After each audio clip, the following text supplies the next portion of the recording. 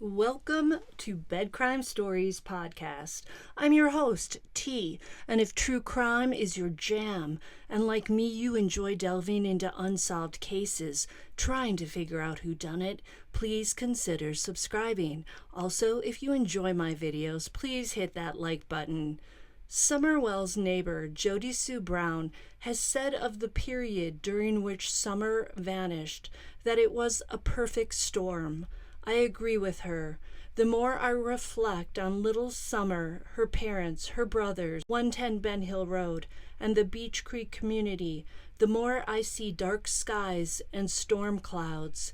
There's Summer's father, Don Wells, an admitted S.A.er, someone who said that he spent much of his youth behind bars, a man who, when he should be out advocating for his missing daughter, is locked up behind bars for violating his probation and driving drunk. Before he lands in the slammer, Don's reciting biblical verses and telling everyone listening that he will see Summer in the resurrection. He also tells Chris McDonough of the interview room that he believes his daughter is dead and buried, that someone maybe beat the crap out of her, but he used a different word there than I'm going to use. You don't have to be a parent to see why such words show that Don knows that his daughter is beyond help, beyond saving.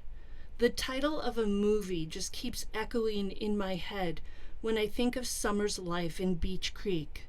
Midnight in the Garden of Good and Evil. That's how I see Beach Creek and some of the people living there. The good is Summer and the other children. The evil comes from those who drink and drug to excess and who are unable to keep a careful watch on their kids, to keep them from harm's reach. Even if you believe Summer wandered off the property, which I personally do not believe, that still falls on Candace Bly, Don Wells, and Candy Harr. They were Summer and the boys' adult caregivers. They were all tasked with keeping those kids safe and well, and they all failed her. Summer's mother, Candace, also suffers from alcoholism and addiction issues, and a criminal past. We can see the alcoholism plain as day, and her mother, Grandis, has talked about Candace's previous addiction problem. Candace is also a victim of DV by her Bible-thumping, verse-reciting husband. Again, the good and the evil. Does Don think reciting verses from the Bible will cleanse him of his dirty deeds? Is that why he's so sure he's going to see Summer in the resurrection? Candace also has been known to commit dirty deeds. She combines her use of booze with hanging out with a 15-year-old boy and doing who knows what while her 5-year-old, who doesn't know how to swim, splashes in a muddy fishing hole, likely unsupervised for part of the time. And if we are to believe Candace's ex-friend Allie's ex-friend Leslie, there are a lot of exes in this story, Candace also uses extreme measures to punish her children. The evil. 110 Ben Hill Road is another part of the gathering storm.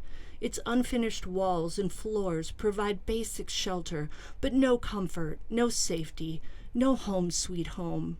Nails stick out from the wall, and stairs are cut into the floor, making it easy to get injured or worse. A dank, dark basement called a bedroom/playroom is where little Summer slept. If I were 5 and had to sleep in that scary, musty place, I'd want to be tucked between my parents, too. Let's hope that Don's tendencies did not translate to that little girl sleeping next to him.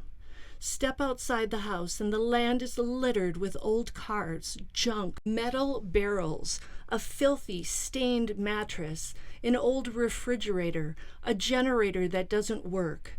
Discarded toys and refuse litter the hill. The parents can't be bothered to tidy it up.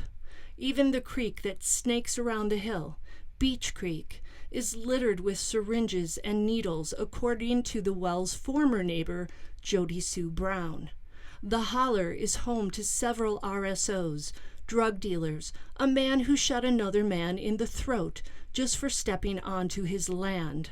The Wells neighbor, Jodi Sue Brown, has said you don't come to Beach Creek unless you live there, and you definitely don't come at night. Jackie Dobbs, an outsider who dared to buy land there, was right when he described it all as Ben Hell Road. All of this is the evil. Then there are the children. Once again, they are the good. Summer Wells, Utah Moon, a lovely little girl with big blue eyes and blonde hair. Such a beautiful name for such a divine little spirit. We can see she was fiery, fast as lightning, strong enough to pull herself up on her swing, a girl who liked to play in the mud, hold on to fish, cats, and dogs, splash in the water, and run barefoot behind her brother's mini bikes. She's the good. What I hope for Summer is that she had joy sprinkled into her short life, that the love she found in the arms of Robin at church and in her brother Wyatt was enough to sustain her when she felt sad and afraid, that she's now in a place befitting her beautiful name and spirit. Will we ever know the truth? Only if good can triumph over evil. Until the next time on Bedcrime Stories.